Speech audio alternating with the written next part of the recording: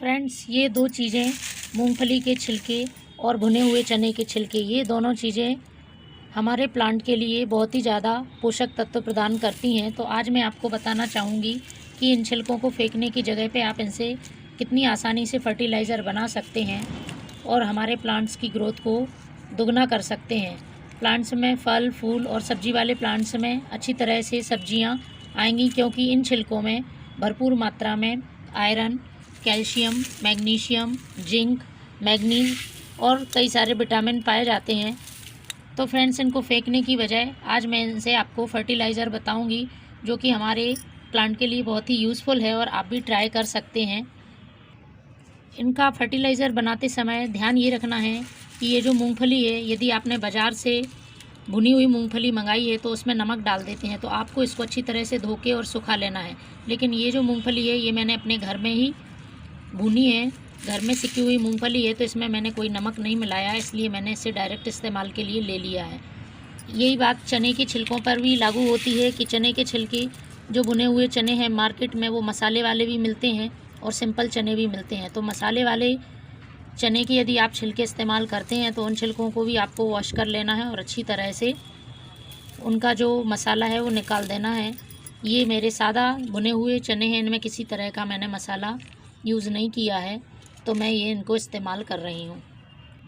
जिस तरह से हमारे लिए कैल्शियम की कमी दूर करते हैं, आयरन की कमी दूर करते हैं ये मूंगफली और चने, और साथ ही ये बहुत ज़्यादा प्रोटीन भी हमारे बॉडी के लिए प्रोवाइड कराते हैं, उसी तरह हमारे प्लांट को इम्यूनिटी देने के साथ साथ ये सारे पोषक तत्व इन छिलकों से मिल जाते हैं। तो हम किसी केमिकल फर्टिलाइज़र का यूज़ ना करते हुए इन छिलकों से फर्टिलाइज़र बनाते हैं तो प्लांट बहुत ही अच्छी तरह से फ्लावरिंग करते हैं और बहुत ही अच्छी तरह से उनमें फल फूल लगते हैं।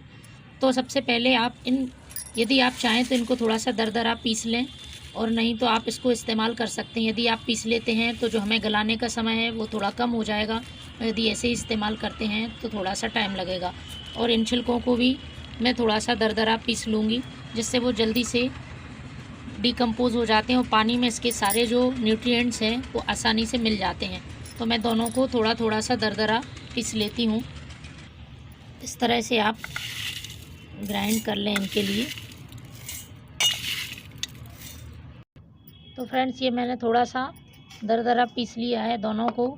ये इस तरह से मूंगफली के छिलकों को पीस लिया है और इसके चने के भुने हुए चने के छिलकों को पीस लिया है। अब फ्रेंड्स, हम एक बॉटल में पानी लेंगे।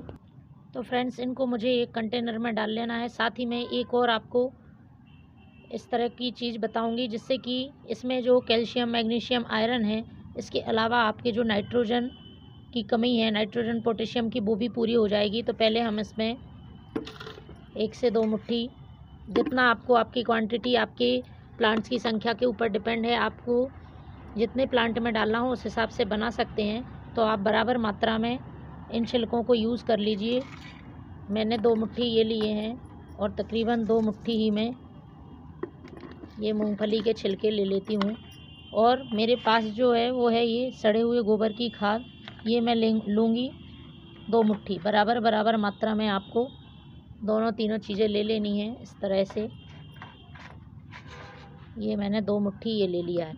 इसी तरह से आप यदि उसको, ये सारी जो क्वांटिटी है वो 1 लीटर पानी के लिए है, यदि आप इससे दुगना तिगना करते हैं तो उसी क्वांटिटी में आप इन छिलकों के लिए भी ले लीजिए। यदि आप 2 लीटर पानी लेते हैं तो 4-4 मुट्ठी ये सारी चीज़ें डाल दीजिए। अब इसमें मैं पानी भर लेती हूँ, तकरीबन 1 लीटर इसमें पानी भर लिया है और इसको अच्छी तरह से मिक्स कर दें। तो फ्रेंड्स, 2 से 3 दिन के लिए आप इसको ढककर रख दें। यदि आपके पास ज़्यादा वक्त नहीं है तो आप 1 दिन तो इसको ज़रूर रखें, और इसको हम ढककर 2 दिन के लिए रख देते हैं। 2 दिन में इसकी जो सारी प्रॉपर्टीज़ हैं वो पानी में मिल जाएंगी और हमें प्लांट के लिए न्यूट्रिएंट्स मिल जाएंगे। फ्रेंड्स, आज 2 दिन पूरे हो गए हैं। देखते हैं हमारी फर्टिलाइज़र का क्या अपडेट है। तो मैं इसको उठाती हूँ।